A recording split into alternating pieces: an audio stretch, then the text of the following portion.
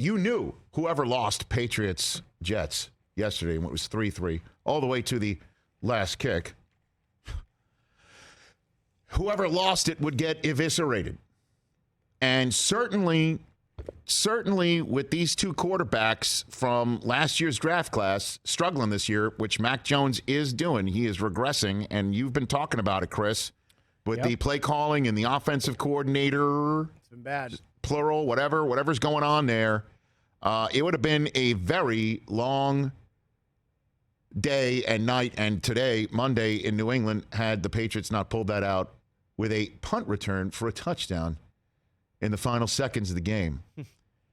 And I don't know why the hell the Jets decided to kick it down the middle of the field with mere seconds to go. One would think, just kick the damn thing out of bounds and let's go to overtime. But no, let's give them a chance to return it. WTF, number one. And then the reason why they punted it is because Zach Wilson couldn't get a damn first down, and let's get to that.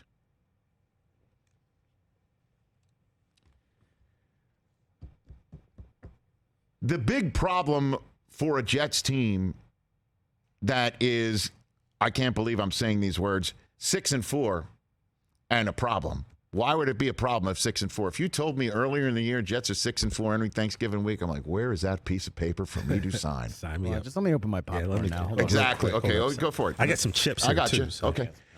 Where can I sign on the dotted line for that one? But here's the problem. The defense that the Jets have right now are top-notch, top 5 in the NFL quality. Yeah, oh yeah. They got a Defensive Player of the Year candidate in Quinnen Williams. They got a Defensive Rookie of the Year candidate in Sauce. Too much sauce. Okay? And they can beat you. Just ask teams that they've beaten. Ask Aaron Rodgers, in whose lap they sat like a kid at a mall, wanted to chat with Santa Claus. And I want the Red Ryder also BB gun. Josh Allen asked the Bills Mafia how his elbow's doing. Okay? Defense is ready to win now.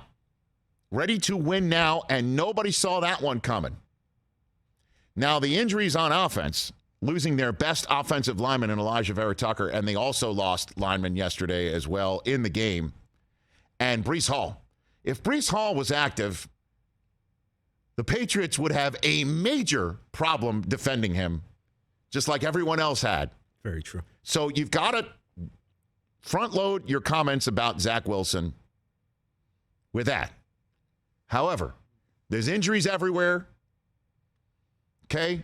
Mac Jones had David Andrews up front. Went down again. See you later. Yep.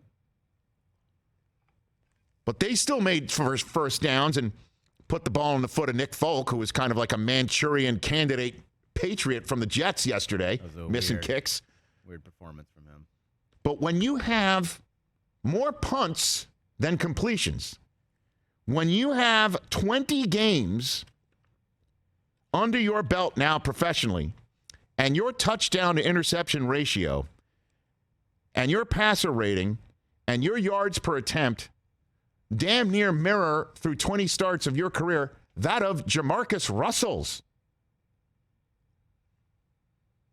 When you have a completion percentage of 55% this year, when you have the same number of touchdown passes in this league through this amount of time as Jameis Winston, who hasn't played in about a month and a half, if you have fewer touchdown passes in the league at this point entering Thanksgiving week, fewer touchdown passes than Bailey Zappi, Baker Mayfield, Taylor Heineke, who's had 2 fewer starts, and Joe Flacco, who went 2-2 while you were out.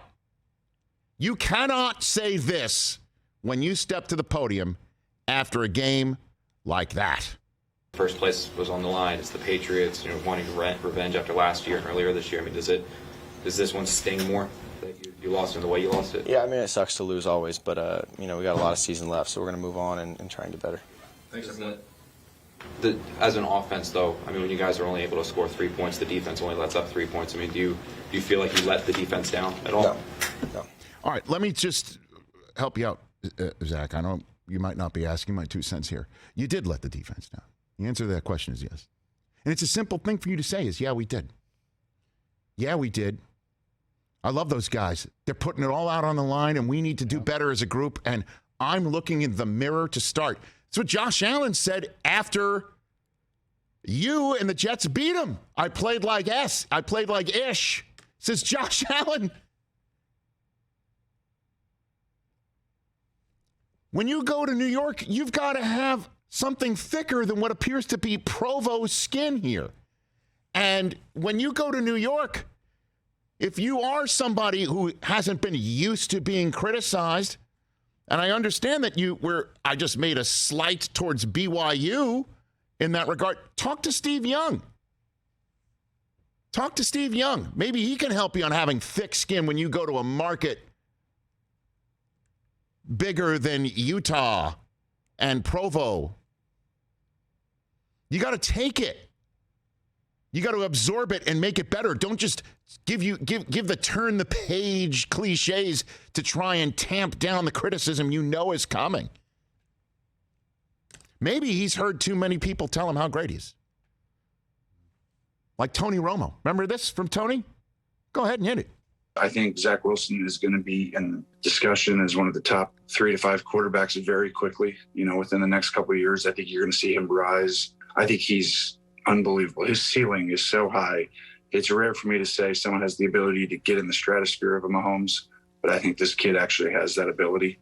That was before last season. Ooh. Zach, you're playing so poorly. You have turned the most accurate, on-the-spot prognosticator in a booth in the NFL into somebody who's wrong. That's how poorly you are playing. And it is time. Now, maybe the Jets' scheme can help him out. Don't just stick him in the pocket. He's the king of the off-schedule throw. He's the king of, I'm going against my body and I'm going to throw it all the way down the field. The problem is for the Jets coaching staff to just then trust him to try and make the off-schedule throws. He's got to prove to them first he can make the on-schedule throws. Like when Braxton Berrios is wide open to your left, plant your feet and make the throw. But instead, he's just flipping it out there like he is Patrick Mahomes, and it's sailing over people's heads, or almost in the hands of the Patriots twice. They had surefire interceptions on him yesterday, and they dropped it. So the Jets coaching staff, I'd love to criticize them for not allowing him to be Zach, but he's just got to be boring first, to use this Robert Saleh phrase from last year. And he hasn't even shown that he can do that with consistency. Here's the good news.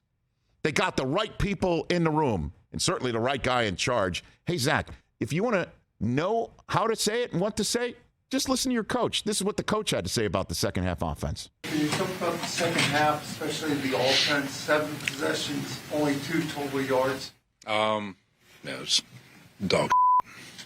That reminds me, Zan, if you're watching at home because he's off this week, you got to pick some of that stuff up in the backyard. Okay, that's part of your allowance duty this week. D-U-T-Y. And then at least they got a Wilson who understands it too. They got a Wilson who gets it. His name's Garrett from The Ohio State University. Kind of not used to this sort of stuff. This is what Garrett Wilson had to say. Not okay. I mean, straight up, he's not okay. We had how many total yards we had? 100, a little over 100. Yeah, that's not gonna fly. So, we got the dudes. It's time.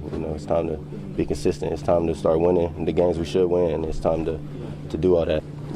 Sorry, we out here looking sorry, man, and we know that we're not sorry. So that's why it really hurts. We know that we're better than that. That's why it hurts. That's why it's frustrating for me, because we can do more. And honestly, I feel like they got to put some more trust in the receiver room. I feel like we can go up and make plays, do things, and I don't know if everyone feel that way, but hopefully, by the time we get around next week, everyone feel that way, and we got to have a great week of practice. Well done, Garrett Wilson. That's one of the 11 warriors right there. That's a warrior. He gets it. Robert Saleh gets it. Genuinely concerned. The number 2 overall pick from last year does not get it. And he's got a whole body of work, 20 starts that prove it on the field and whatever the hell he said after the game off the field.